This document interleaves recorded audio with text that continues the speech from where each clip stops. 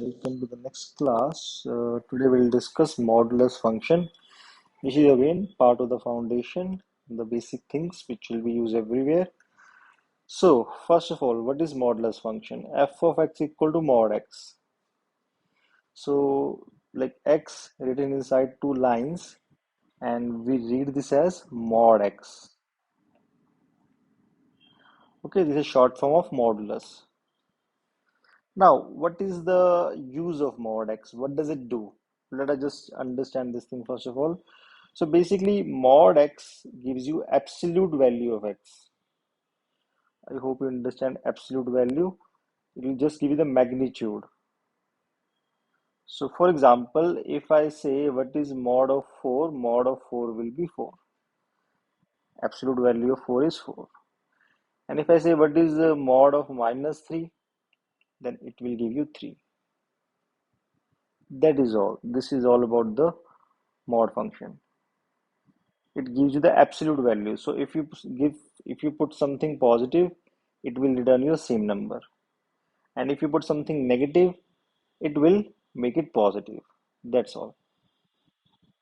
So if I put 0, it will give you 0. If I put minus 1, it will give you plus 1. That's all. This is modulus function. So this is a basic thing. What does it do? Now we'll discuss in detail how do we expand this thing, and we'll discuss about domain range also. These will be the new concepts for you, but I'll briefly explain them. We'll discuss them in detail later in functions chapter. See, mod x. So like I told you, if you put something positive, so if you put something x greater than equal to 0, it will return you the number as it is. Like mod 4 was 4, mod 0 was 0, mod 3 will be 3. So whenever x will be greater than equal to 0, it will give you x back. But if x is negative, it will give you negative of x. You see, if x is negative, then minus x will be positive. So if it was mod of minus 3, it will make it minus of minus 3, which will be 3. Now, how do you remember this thing? Just keep this one line in your mind. How do we open mod x? If x is positive, open it with positive sign. You think of it as a bracket, a special bracket. If x is positive, the bracket opens with positive sign. So you get x only. And if x is negative, the bracket open with negative sign. So it will become minus x. Just one thing in your mind. If x is positive, it will open with positive sign. If x is negative, it will open with negative sign. That's all. Now, domain and range. What is domain here? Domain we'll discuss in detail in functions chapter. For now, you see, domain basically means the values of x which are allowed in this. Allowed meaning when you put the value of x, the fx value should come out to be real and finite. Real and finite. Okay, you might feel like, when do we not get real? See, if there is a function like square root, can I put minus 2 here? No, we cannot, because we don't get any real number. So there we'll say negative numbers are not in that domain. Where will we not get finite value? Let us say we have something like 1 by x minus 3. Here we cannot put x equal to 1, because if you put x equal to 1, you get 1 by 0, which is infinity. Okay, so there are some functions where you will not put some values of x, because you won't get real and finite value. But in modulus function, you will see that everything will be allowed. You can put x any real number. You can put negative numbers, positive numbers, 0, whatever you put, it will always give you some real and finite value. So we can say domain will be minus infinity to plus infinity. You can put any real number. Range. Now what is a range? Range is the values which will be returned by this function. So upon giving some input, What outputs you will get from here will be range. Like we discussed, modulus, the app will give you absolute value, which will always be non-negative. So what do we get here? We'll get only zero or more than that. We will never get a negative number in return. So we'll say range is close zero to open infinity. Okay, so domain means what values of x we can put, and range means what values we get in return. So domain is all real number, range is close zero to infinity. Next, the graph. How will the graph of the function look like? See, the graph of the function will look like a V shape. How do we see this thing? See, basically, how do we plot the graph? So the graph, this is x-axis, this is y-axis. And f of x equal to mod x, what do we do here? We say y equal to mod x. So basically, f of x is taken as y. So the values which we get in return will plot on y, and values of x will be on the horizontal line. And y is taken as vertical line. So this we are plotting the graph of y equal to mod x. So what happens here? If I put x as 1, we get y as 1. So x will be 1, y will also be 1. If I put x as minus 1, again you get y as 1. If I put x as 0, y will also be 0. If I put x as 2 in the function mod x, you also get y equal to 2. If I put x as 3, we get y also as 3. If I put x as minus 2, there also y will be 2. If I put x as minus 3, there also y will be 3. So what we will see here, you kind of get a straight line on the positive side, a straight line on the negative side. This line will be y equal to x as we mentioned here. This line will be y equal to minus x as we mentioned here. So overall this graph look like a V. So you can remember this as a V-shaped graph. I hope it makes sense to all of you guys. Let us go to the next one example we discuss. So here we have fx equal to mod x minus 2. Now first we see how do we expand this thing.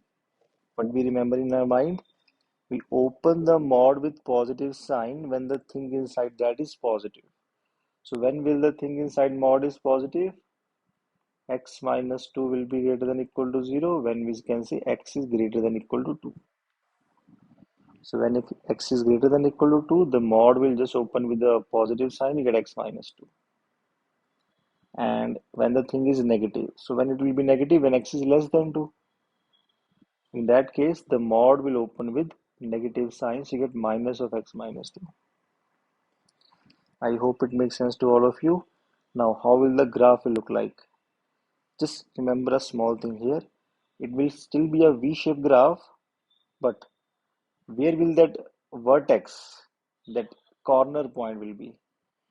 Initially, it was at 0, comma 0. When x was 0, y was also 0. But now we can say when x is 2, then y will be 0. So that will be now this. X is 2, y will be 0. So the v will now be shifted to the point 2 comma 0. So it will still be a v-shaped graph, but the vertex of the v will be at 2 comma 0, or you can say will be at 2, because the thing inside mod will be 0 at 2 now. I hope it makes sense to all of you guys. Let us go to the next. Okay, now we have properties. These are very, very important. All the problems we're going to discuss in mod will be based upon these properties only. So first you try to understand them. So we'll be solving like x here, and I'll use some constant numbers k, k1, k2, and we assume that they are greater than 0. Okay, So we'll discuss these properties with the help of logic also. How do we like? I'll give you some results and we'll discuss also how do we get them. So first of all, mod x equal to if k, then the value of x is plus minus k. See how do we say this thing? If I'd say mod x is equal to 3, now you tell me if mod x is 3, for what values of x it is possible? It will be possible when x equal to 3 or when x equal to minus 3. There will be no other value. That means x is equal to plus minus 3. Okay, when we say x is plus minus 3, this is a short form of saying x is 3 or minus 3. So in general, when mod x will be k, we'll say x is equal to plus minus k. I hope it is clear. And whenever you like watching this lecture, do make notes here because forget otherwise. When you write with your own hand, you understand better. Next, mod x less than equal to k. Again, let us see.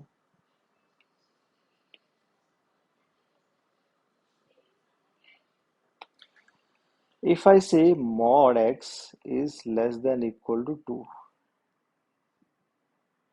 for what values of x will this be true? If I take x positive numbers, can I say then mod x will be less than 2 just simply when x is less than 2?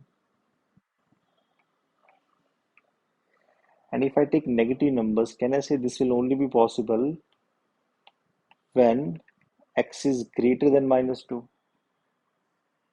So overall, what do we get? X will belong to minus 2 to 2. So if we take any number between minus 2 and 2, then only mod x will be less than equal to 2. If you take any number more than 2 or less than minus 2, for example, if you take minus 3, then mod will be 3.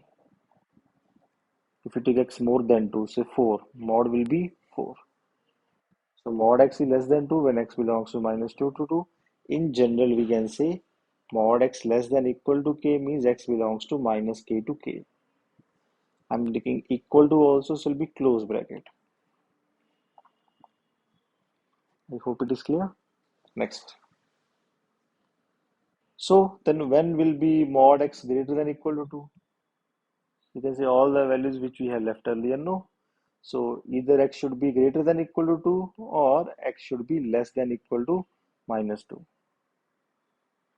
So greater than equal to 2. So in general, we'll say if mod x is greater than equal to k, so either it is less than minus k, that means minus infinity to minus k, or greater than k, that means close k, close k to open infinity.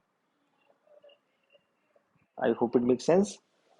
So mod x equal to k, x is plus minus k. Mod x less than equal to k, x belongs to minus k to k. And mod x greater than equal to k means x belongs to minus infinity to minus k union k to infinity. Next, for what values of x will mod x belongs to k1 to k2? If I say mod x belongs to 2 to 3, what do we see here? Can I say when x is positive, it should be just 2 to 3, and when x is negative, then it should be between minus 3 and minus 2, no? Because it's less than 2, so it's more than 2 but less than 3. So in negative number, if it is more than 2, it should be less than minus 2, and if it is more than, if it's less than 3, it should be more than minus 3. So it should lie between minus 3 and minus 2 only. So 2 to 3, minus 3 to minus 2. In general, we say what? For a mod x belongs to k1 to k2, we'll say minus k2 to minus k1 union k1 to k2. I hope it makes sense. Next.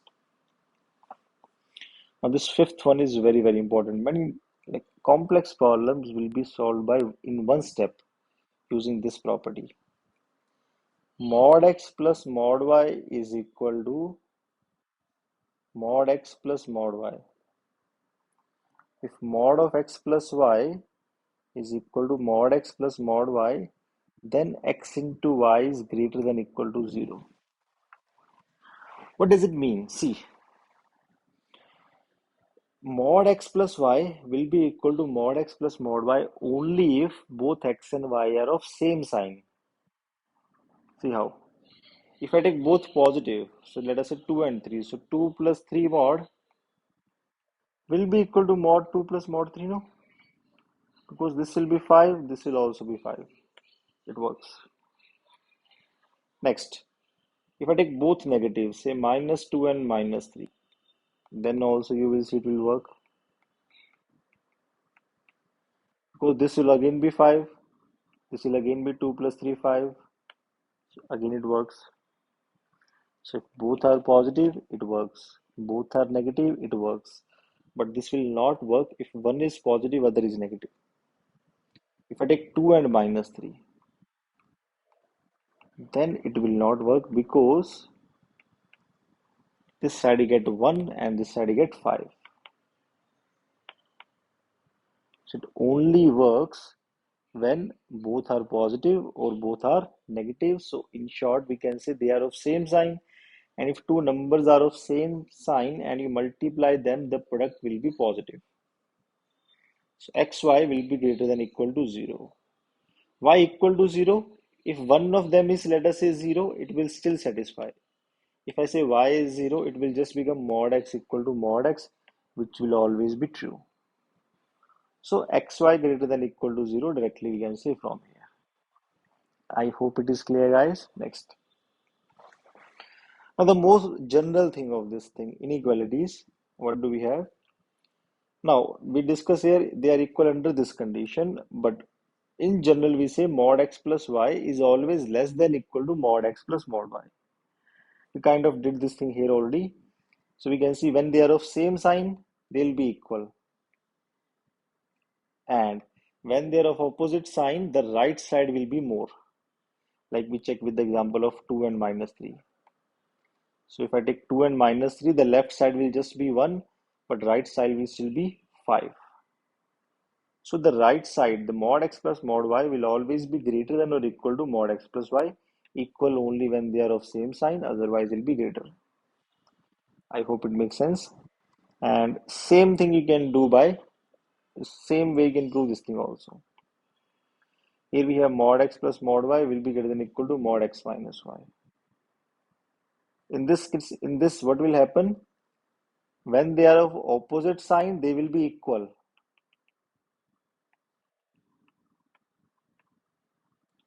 If you take x and y of opposite sign, you will see they are equal. You can check with the some example. Again, 2 and minus 3.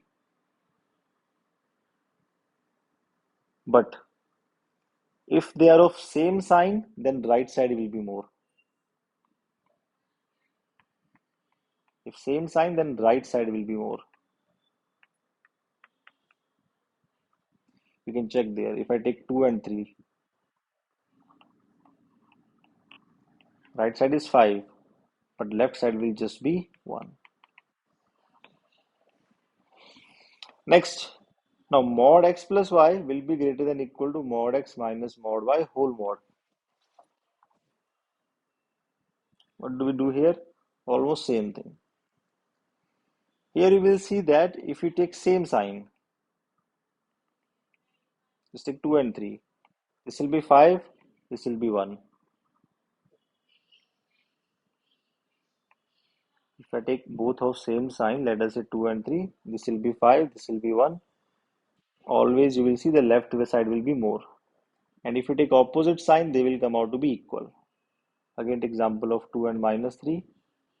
So left side will be 1 and right will also be 1. And you take x as 2, y as minus 3, get 2 minus 3 here also, which will just be 1. Next, in this mod x minus y greater than equal to mod x minus mod y. In this case, I think you will see that when they are of same sign, they'll be equal. If I take 2 and 3, so left side will be 1, right will also be 1. And if you take opposite sign, then left will be more. Take 2 and minus 3, so the left side will be 5, but right will still be 1 only. if I take 2 and minus 3. So they are rarely used, but still you need to know. The first one will be the most important one. Just this you must remember because it will be used here also. Mod x plus mod y greater than equal to mod of x plus y. Okay, next one. Seventh properties we have mod of minus x will be equal to mod x. I hope it's quite obvious because finally the value will be positive only. So if you take mod of minus 2 or you take mod of 2, both will be 2 only. Now this eighth one, this is the most important one, and in the in one class of wavy curve, I told you about this thing also. Whenever you have square root of x square, it will not be just x. Square root of x square will be equal to mod x because the square root always gives you positive value. Why we have to do this thing? See, if I take square root of 9, one person will do square root of 9 as square root of 3 square and they will say I'll cancel it out, I get 3. Okay, fair enough. But other person might do something like he'll say I'm writing 9 as minus 3 square and I cancel out, I will get minus 3. So he might sound correct to you, but no, this is not correct. How do we make this correct? There should have been mod there. So whether you take 3 square or minus 3 square, when you cancel square and root, you have to put mod there so that final value comes out to be positive. So it will come out to be 3 in both the cases. So always keep in mind, guys, always square root of x square. Whenever you cancel out square and root, you have to put mod there. If you don't remember this thing, you will end up losing marks in many problems because many problems will use this thing. Okay, guys, so these properties are important. Let us start some problems on the basis of these properties. So first, just quickly, I'll discuss few problems myself, then I'll give you practice problems, then you can practice. See first, mod x is equal to 5. We have to find the values of x. So we can see mod x equal to 5. First property directly can use. What was the first property? If mod x equal to k, x will be plus minus k. So mod x equal to 5, x will be plus minus 5, that's all. Mod x equal to 0. Now, I gave you those properties for positive numbers only. For negative and 0 numbers, we can handle directly. Mod x is 0, you can say for what values of x mod x will be 0? Only 0. No other value. Third, mod x equal to minus 5. It is never possible because mod x will always give you positive values. I hope these basic problems are clear to all of you guys. Moving on. Mod x less than equal to 4. Second property, x belongs to minus 4 to 4. Mod x less than equal to minus 2, directly not possible. Mod x less than equal to 0, less than 0 not possible, but it is less than or equal to 0. Equal to 0 is possible when x equal to 0. So we'll say value of x is just 0 here. Next. Mod x greater than 3, directly third property, x belongs to minus infinity to minus 3, union 3 to infinity. All brackets are open because this is mod x greater than 3. So x cannot be 3 here or minus 3. Mod x greater than minus 1. As we discussed, mod x will always be greater than minus 1, no, because it will always, you can say 0 or positive. So we can say this is true for all real numbers. So we can write as x belongs to minus infinity to infinity or x belongs to capital R. Capital R stands for real numbers. So this or this both are true. Okay, now next, fourth one. In the fourth one we have mod x belongs to open 1 to close 3. So mod x belongs to open 1 to close 3. So here we can use that fourth property, which was when mod x belongs to k1 to k2. So if we use that here, what you will get? We'll get minus 3 to minus 1 union 1 to 3. Using the k1 k2 property, we can say it will be minus 3 to minus 1 union 1 to 3. But the brackets, you see, 1 is open here, 3 is closed. So minus 3 and 3 will close, minus 1 and 1 will be open. Next, if they say mod x belongs to minus 2 to 4, you see, mod x will obviously be greater than minus 2. So we can just reduce it by saying mod, they just simply mean to say mod x should be less than equal to 4. Because more than minus 2 is automatically it is there. So mod x less than equal to 4. Again, we can just use this second property. So x belongs to minus 4 to 4. I hope these basic problems are clear to all of you guys. Next. Now, let us put some variable, some other number variable and a constant number also inside the mod. So we have mod x minus 2 equal to 5. What do we do here? Same thing. So we use the same properties, but instead of x, now we have x minus 2. So we discuss mod x equal to k, x was plus minus k. Now we have mod x minus 2 equal to 5, so x minus 2 will be plus minus 5. So there are two cases, x minus 2 equal to 5 or x minus 2 equal to minus 5. So find x from here, you get x7, here you get x as minus 3. So there are two values of x, 7 and minus 3. Next, mod x minus 2 less than equal to 4. Here we can directly use the second property. What we'll say, x minus 2 will belong to minus 4 to 4. Now, how do we find x from here in one step? What you do in this kind of problem, you just add 2 to every term. Add 2 to every term.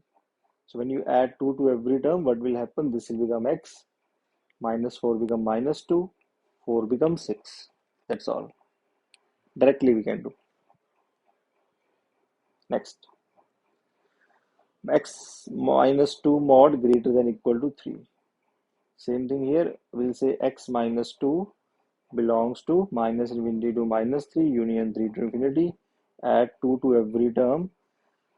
Remember, whenever you add something to infinity, it does not change. It will be infinity only, either plus or minus. So infinities will stay as it is, remaining numbers will change. You get x belongs to minus infinity to minus 3 plus 2 will be minus 1, 3 plus 2 will be 5.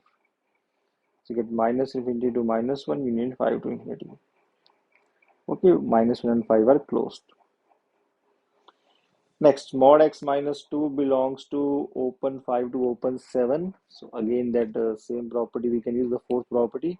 So we'll say x minus 2 belongs to minus 7 to minus 5 union 5 to 7. Now add 2 to every term. We get minus 5 to minus 3 union 7 to 9. I hope these examples are clear, guys. Next. Now we'll make it more complex. Now we have mod inside mod, but the procedure will be exactly same. What we'll do here, see, what do we take here? We assume this whole thing to be x for now. It is just mod x equal to 2. So if mod x equal to 2, x will be plus minus 2. So this whole thing will now be equal to plus or minus 2. That's all.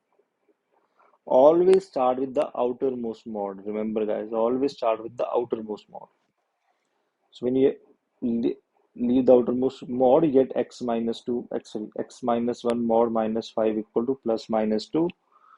So two cases here, with one with plus 2, one with minus 2. So x minus 1 mod minus 5 is equal to 2, and x minus 1 mod minus 5 equal to minus 2. So when you solve the first part, So we get x minus 1 mod equal to 7. So x minus 1 will be plus minus 7. So x minus 1 is 7 or minus 7. So x will be 8 or minus 6. Next, here you get x minus 1 mod equal to 3. So x minus 1 will be plus minus 3. So x minus 1 is 3 or minus 3. So x will be add 1, 4 or minus 2. So finally we get four values of x that are minus 6, minus 2, 4 and 8. And you can verify also these all four will satisfy here. Okay guys, if any problem here, if any confusion you have, just listen to this whole solution again. Otherwise, go to the next one. In the next we have mod x minus 1 minus 5 whole mod less than equal to 2. So same thing here. First, we just assume this thing to be x and we have mod x less than equal to 2. So x will lie between minus 2 and 2. Add 5 to every term. So mod x minus 1 will become 3 to 7. Now, if mod x minus 1 is 3 to 7, directly we can say x minus 1 lie between using the fourth property minus 7 to minus 3 union 3 to 7. Now, add 1 to every term, you get x belongs to minus 6 to minus 2 union 4 to 8. That's the final answer. You see, with the help of these properties, these all the complex problems will become very, very easy. Systematically, you'll be able to handle any kind of problem. Next one, guys.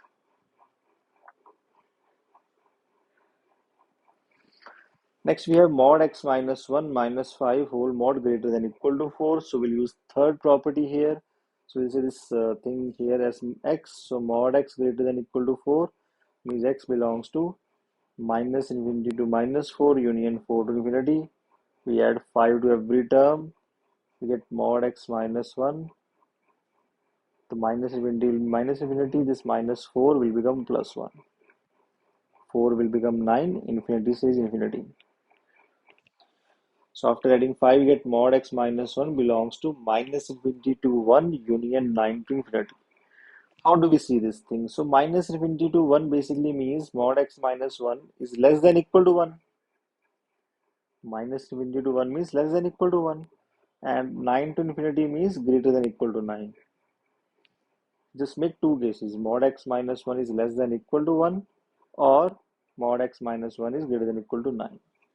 Now here again the second property mod x minus 1 less than equal to 1 means x minus 1 belongs to minus 1 to 1.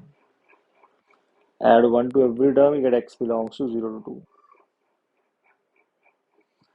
Next, mod x minus 1 greater than equal to 9 basically means x minus 1 belongs to minus infinity to minus 9 union 9 to infinity. Add 1 to every term, you get x belongs to minus infinity to minus 8 union 10 to infinity. So final answer will be this or this. So basically you'll put union over here also. So we'll just say x belongs to 0 to 2 union minus infinity to minus 8 union 10 to infinity. Make sense, guys? Next problem.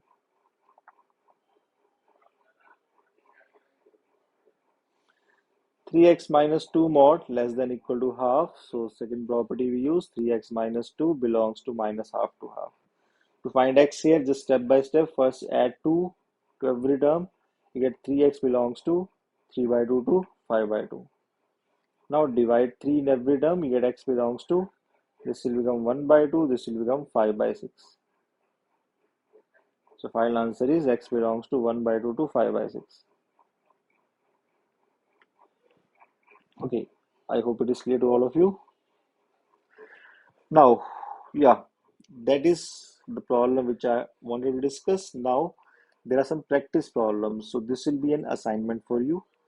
You can note down or take screenshot, or you can just pause it and do it. So there are some 15 problems. I'll just tell you all of them one by one. In each of them, you just have to find the values of x or range of x which will satisfy the given equation. First one, mod 2x minus 1 belongs to half to 1.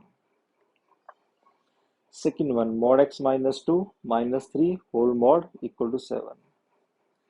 Third one, mod x minus 2 minus 3 whole mod less than equal to 2. Fourth one, mod x minus 4 minus 5 whole mod greater than equal to 1. Fifth one, minus 1 over mod x minus 2 greater than equal to 1. Sixth one, mod x minus 2 plus mod 2x minus 3 is equal to mod x minus 1. Seventh one, 1 minus square root of x square minus 6x plus 9 greater than equal to 0. Eighth one, mod x square minus 1 plus x plus 1 equal to 0. Ninth one, mod x square minus 3x plus 2 plus 3x plus 2 equal to 0. Tenth one, this is a very interesting problem.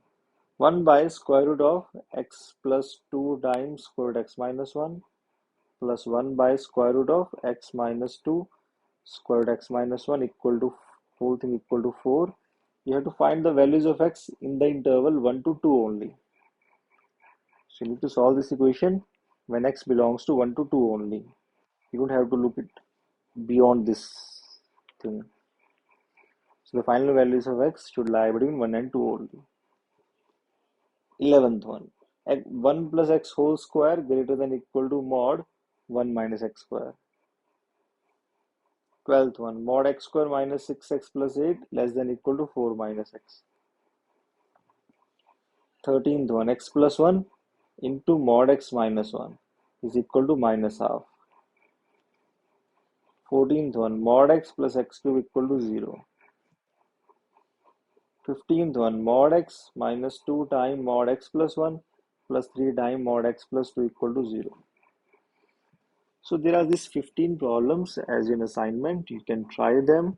In the next class, we'll discuss the key, we'll discuss their solutions, and there will be a bonus concept I'll give you related to modulus function. Okay guys, that is all for this class. Bye bye now.